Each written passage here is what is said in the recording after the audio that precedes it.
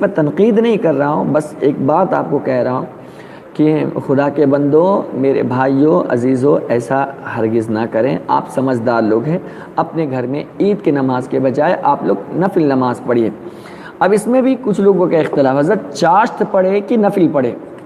تو بھیا چاشت کی نماز بھی نفل ہی کی نماز ہے، آپ شکرانے کے طور پر پڑھو، یا چاشت کی نماز پڑھنا ہے تو چاشت کی نماز پڑھو، جو پڑھنا ہے آپ پڑھو، آپ کو ثواب ملے گا، ٹھیک ہے۔ اب آئیے آپ طریقہ بتا دیتا ہوں۔ یا تو آپ 2 رکعت کر کے 4 رکعت پڑھیے، یا تو آپ ایک سلام سے ڈائریکٹلی 4 رکعت پڑھیے۔ اگر ایک سلام سے آپ 4 رکعت پڑھ رہے ہیں تو نیت اس طرح کریے، نیت کی میں نے 4 رکعت نماز شکرانے کی واسطے اللہ تعالیٰ کے، منہ میرے طرف کعبہ شریف کے، اللہ اکبر، یہ شکرانے ہو گئے۔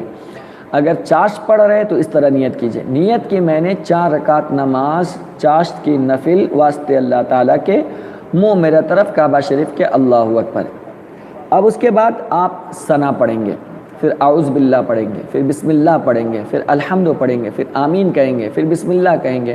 پھر قل یا ایھا الکافرون پڑھیے، یا یہ کہ سبح اسم ربک الاعلی آپ پڑھیے پہلی رکعت میں، رکوع سجدہ کیجئے، پھر دوسری رکعت کے لیے کھڑے ہو جائیں،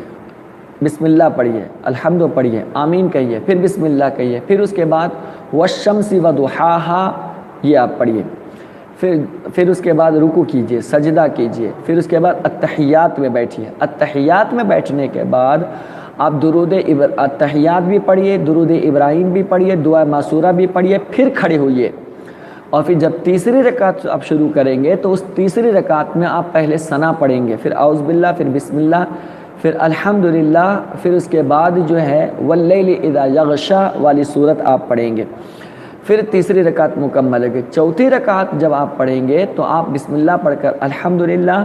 پھر اس کے بعد الحمدللہ کے بعد والضحیٰ واللیل اذا سجا، اس طریقے سے پڑھیں گے۔ اگر یہ بڑی بڑی صورتیں نہیں یاد ہے تو چاروں قل یاد ہے، قل یا ایھا الکافرون، قل واللہ، فلق اور سورہ ناس، اگر یہ بھی یاد نہیں ہے تو جو 4 صورتیں یاد ہیں آپ وہ 4 صورتیں آپ پڑھ لیجئے۔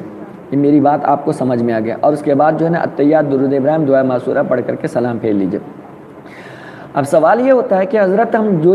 دوسری رکعت میں آپ ہم کو التحیات بھی بتا رہے ہیں، درود ابراہیم بھی بتا رہے ہیں، دعا معصورہ بھی بتا رہے ہیں، یہ تو ہم نے پہلے نہیں کیا تھا، آج آپ نیا بتا رہے ہیں۔ تو دیکھیے میرے عزیزوں،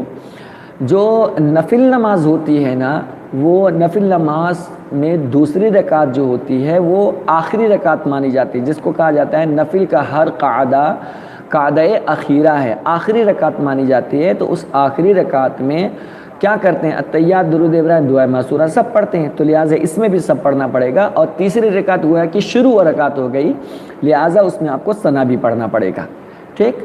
اب چونکہ اب رہے گا مسئلہ چاشت کی نماز یا شکرانے کی نماز جو آپ اپنے گھر میں پڑھ رہے ہو،